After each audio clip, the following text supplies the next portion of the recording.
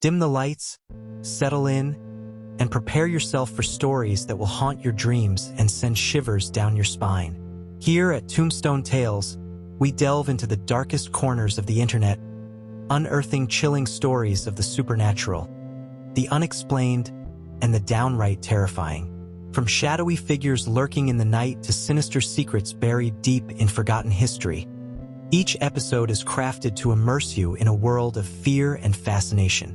Hit that subscribe button, join our community of thrill seekers, and embark on a journey where every whisper could be a warning and every shadow a threat. Are you ready to face your fears? Then let the story time begin. Max always had a fascination for mysteries, finding them an escape from the monotony of his dull and boring life. Day in and day out, Max's routine was unchanging. Getting out of bed, eating breakfast, getting dressed, sitting on the same old bus, seeing the same old people, and listening to the same old complaints in his customer service job. Life was just one big monotonous blob. Max craved more. He wanted to be more. He was tired of mediocrity, desiring admiration, wealth, and status, but it seemed impossible. The truth was, Max was a nobody, and no one noticed him. As usual, Max checked his letterbox before walking into his apartment, expecting to find the usual bills and junk mail. But this day was different. There was a package marked, "Attention Max." He hadn't ordered anything and was mystified as to who had sent him a package and what could be inside. Rushing to his apartment, Max quickly went straight into the kitchen to find a knife to open the heavy package. His fingers shook with excitement as he wondered who would have sent him something. Tearing off the layers of packaging, Max revealed an old-looking leather-backed book that appeared ancient but well-kept. The title of the book was History of the Nephilim. Max felt his heart pounding as he read the first page. It said, "They say that there were heroes of old, the sons and daughters of Nephilim, who once lived upon the earth and interbred with man and beast, creating abominations of unimaginable proportions and size." Max read those words and felt compelled to read on. He quickly walked over to his chair, sat down, and began to read in earnest. Page after page flew by, and so did the hours. Max was completely engrossed in the creatures and their exploits. Their feats and descriptions resonated deeply with him, and he began to wish he was just like them. It was getting late, but Max didn't care. He was too busy reading story after story of the Nephilim's adventures.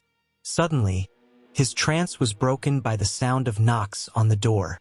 The sharp, insistent raps echoed through the silent apartment, sending a chill down his spine. He wondered who could be knocking at his door at 11 p.m. He called out, "Who's there?"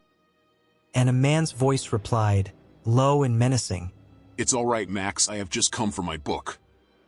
Max immediately picked up the book and frantically looked around his apartment for somewhere to hide his precious find. He then called back, "I don't know what you're talking about. Go away." But it was in vain because his door creaked open by itself, and a well-dressed, very handsome man calmly walked in, his smile unervingly wide and his eyes cold and calculating. Max felt a mix of fear and curiosity. There was something about this man that had him so focused he couldn't move. The man smiled at Max and said, "Max, don't be frightened." The man walked to where the book was that Max had tried to hide. He then turned to Max and said, "Max, there is a cost to possess that book. Are you prepared to face the consequences?" Max blurted out, "Yes," before he had even processed the thought, much to his amazement. "How much for the book?" asked Max. The man smiled again, then put his hand into his suit pocket and pulled out a small jar containing a small golden worm. "If you desire the book, the price is simple. You must swallow the whole worm. It won't harm you, but it will change you." Max was initially grossed out by the thought of drinking the worm, but he really wanted to keep the book, so he thought, "What the hell, I'll do it." Max reached over and took the jar with the golden worm and got a glass of water. By this time, the mystery man was casually browsing around the room, waiting for Max to complete his part of the sale. Max was worried about what effects the worm would have, so he thought he should ask about side effects before swallowing it down. The man walked over, looked intently into Max's eyes, and said, "All that you've ever imagined, the divine, the ultimate knowledge, the meaning of everything." With one quick gulp, Max swallowed the golden worm. He felt it wriggle as it went down, and for a second he wanted to vomit it back up. But it was too late. Something inside him began to happen. Darkness began to envelop him as he fell to the ground, his body convulsing uncontrollably. "What have you done?" Max yelled, his voice cracking with terror. The man cocked his head and, with an amused look, replied, "Good decision. You are now the latest vessel for the fallen angels, a touch of the divine and a chunk of hell." Max's world turned upside down. As he lay on the floor, he felt a surge of power and knowledge unlike anything he had ever experienced. Images and memories not his own flooded his mind. Battles fought in ancient times, secrets of the universe, and the terrifying reality of the Nephilim's existence. Max's body contorted and twisted in agony as the transformation continued.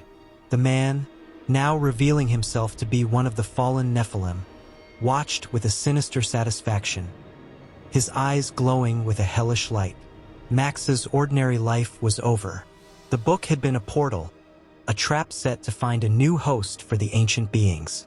The worm was the catalyst, merging Max's consciousness with that of the Nephilim. As the transformation completed, Max rose from the ground, no longer just a man but a vessel for an ancient power. The man, or rather the Nephilim, who had delivered the book, now spoke with a voice that echoed with authority and ancient knowledge. "Rise, Nephilim. You are no longer bound by the mediocrity of your former life. Embrace your new destiny as one of us." Max, now infused with the essence of the Nephilim, felt an overwhelming sense of purpose and power. The dull monotony of his previous existence was a distant memory. He was no longer unnoticed, no longer a nobody. He was a part of something ancient and powerful, a being with the potential to change the world or destroy it. The apartment around him seemed to fade away as he and the Nephilim stepped into a new reality, one filled with possibilities and dangers beyond his wildest dreams. Max's transformation was complete, and his new life as a host for the Nephilim had just begun. Max's senses heightened, his vision sharper than ever before, and his mind buzzing with the influx of ancient knowledge. He felt the presence of other beings watching and waiting.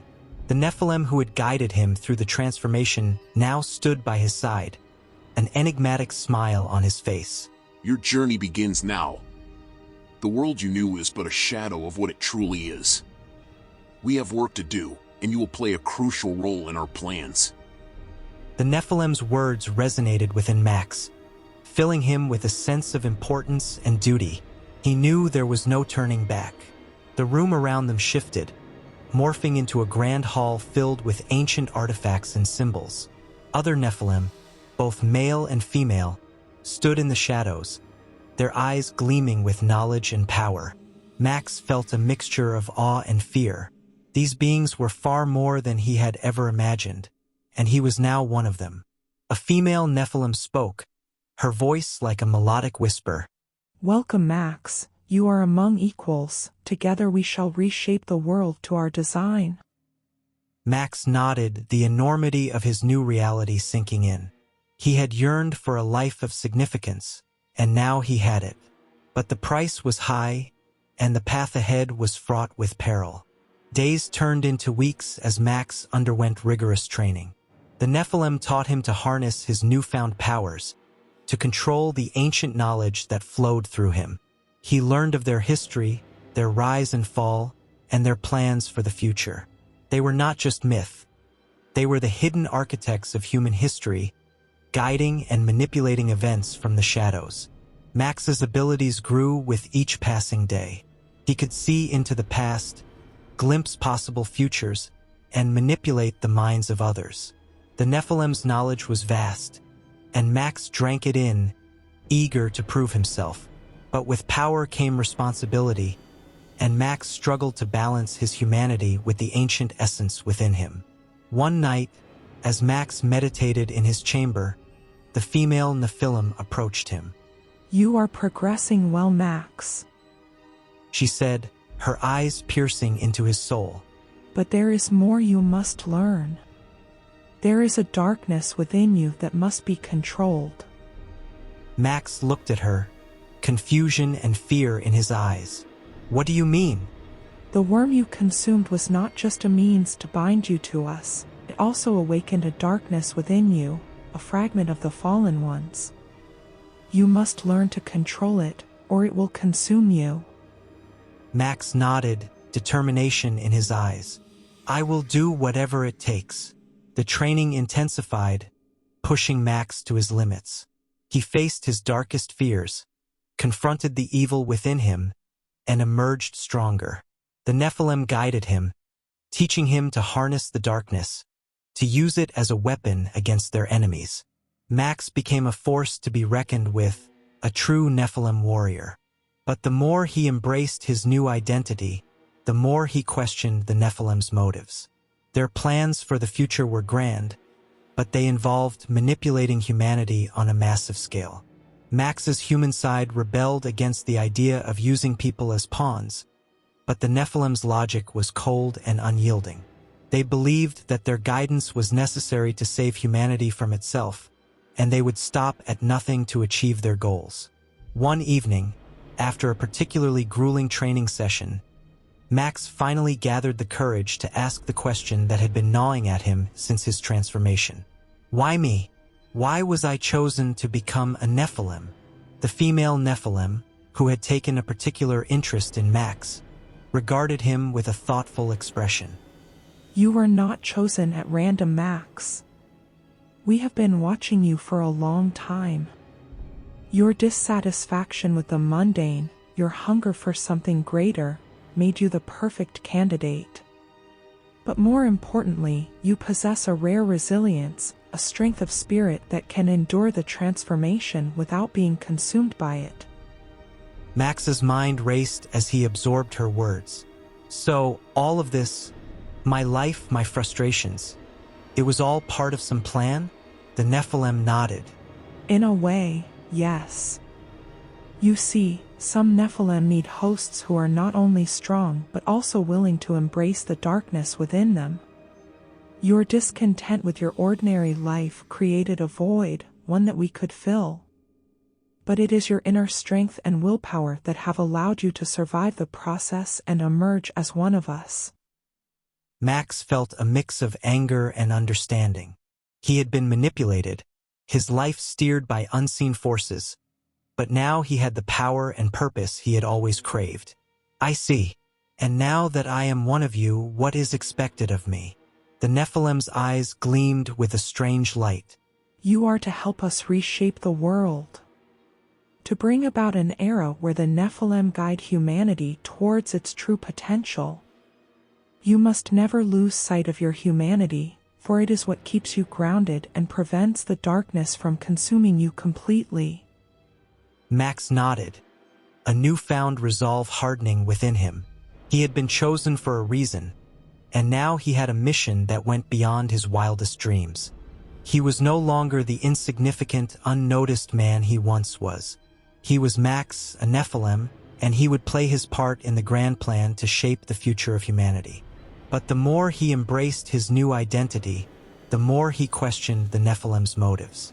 Their plans for the future were grand, but they involved manipulating humanity on a massive scale.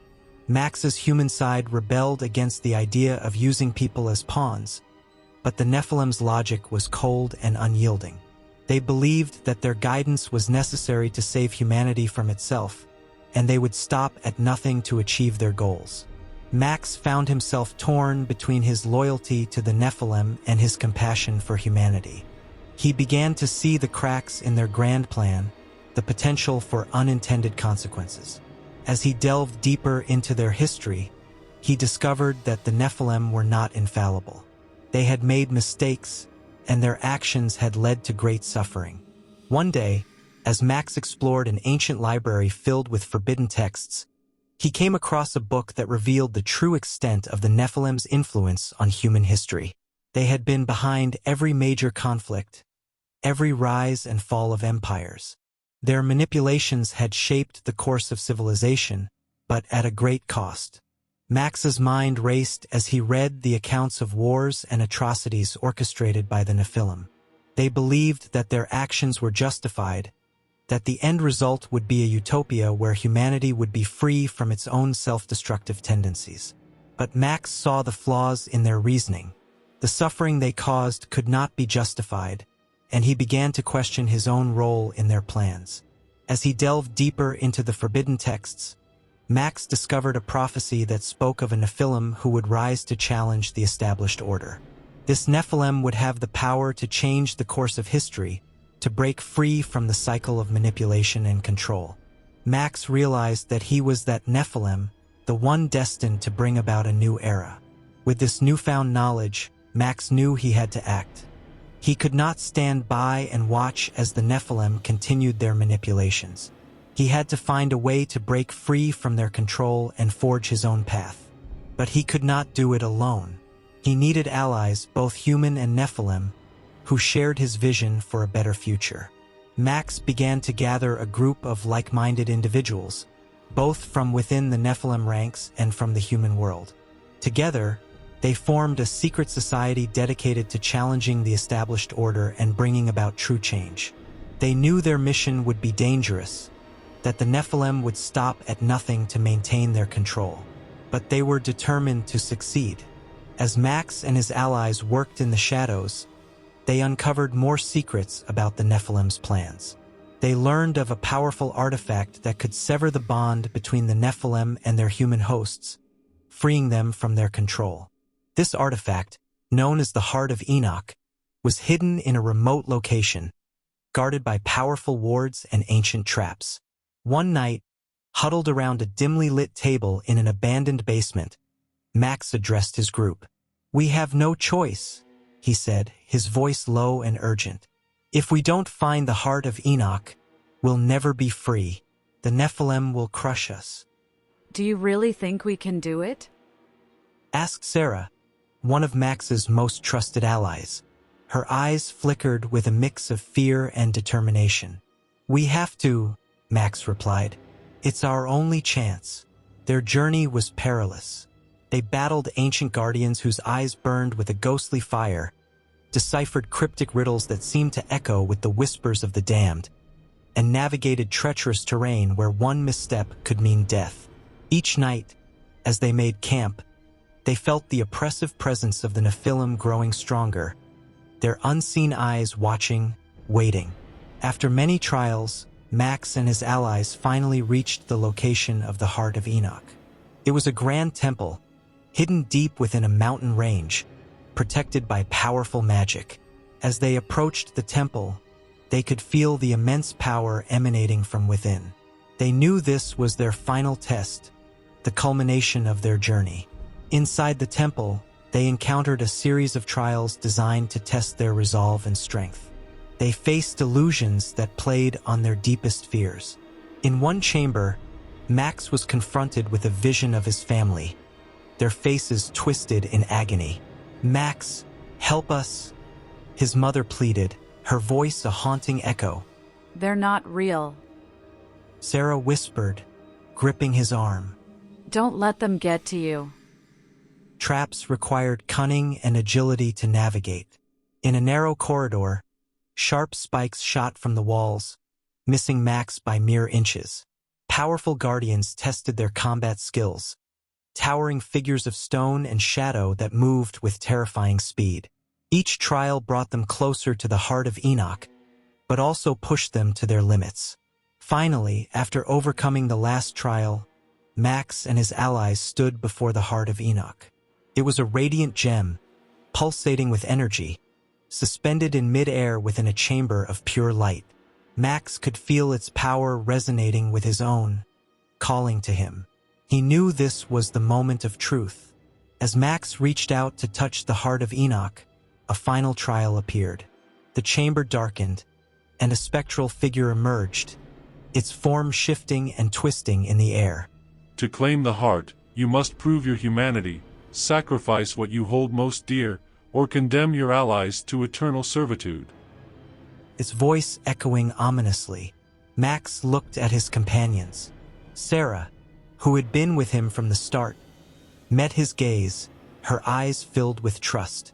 The others watched in tense silence, knowing their fate rested in his hands. Choose. The spectral figure demanded, its form growing more menacing. Your life or theirs. Max's heart pounded in his chest. The weight of the decision was suffocating. He could save himself and condemn his friends or sacrifice himself for their freedom. He took a deep breath, feeling the gravity of the moment. He knew what he had to do. I choose to sacrifice myself, Max said, his voice steady. Their freedom is worth more than my life. The chamber trembled, and the spectral figure paused, its form shimmering. You have chosen wisely, said, its voice softer. Your humanity is your strength. A brilliant light filled the chamber as the spectral figure vanished. The heart of Enoch descended into Max's hands, its power coursing through him. He felt the bond between him and the Nephilim being severed, the darkness within him dissipating. He was no longer a pawn in the Nephilim's game. He was his own master, but the severing of the bond had consequences. The Nephilim felt the disruption, their control over their hosts weakening. They realized what Max had done, and they were not pleased. The ground shook as the temple began to collapse, the Nephilim's wrath manifesting in a violent reaction. Run! Max shouted, his voice barely audible over the roaring of the collapsing temple. He and his allies raced against time, fleeing the collapsing structure. They narrowly escaped, emerging into the daylight just as the mountain crumbled behind them. They had succeeded in their mission, but they knew the battle was far from over. With the heart of Enoch now in their possession, Max and his allies had the power to free others from the Nephilim's control. They became a beacon of hope, a symbol of resistance against the ancient beings. Their secret society grew, attracting more individuals who believed in their cause. The Nephilim, weakened but not defeated, regrouped and plotted their next move. They knew Max was a formidable opponent, and they could not afford to underestimate him. The war for the future of humanity had only just begun, and both sides were prepared for the battles that lay ahead. Max, now a leader in his own right, embraced his new role with determination and courage. He knew the road ahead would be difficult, that sacrifices would have to be made. But he also knew he could not allow the Nephilim to continue their manipulations unchecked. He had to fight for a future where humanity could thrive without the shadow of ancient beings controlling their destiny. As the sun set on the horizon, Max looked out over the landscape, his heart filled with resolve. He had come a long way from the monotonous life he once knew. He had faced his darkest fears, embraced his true potential, and found a purpose greater than himself. The journey was far from over, but Max was ready for whatever challenges lay ahead. The fight for humanity's future had begun, and he would stop at nothing to see it through.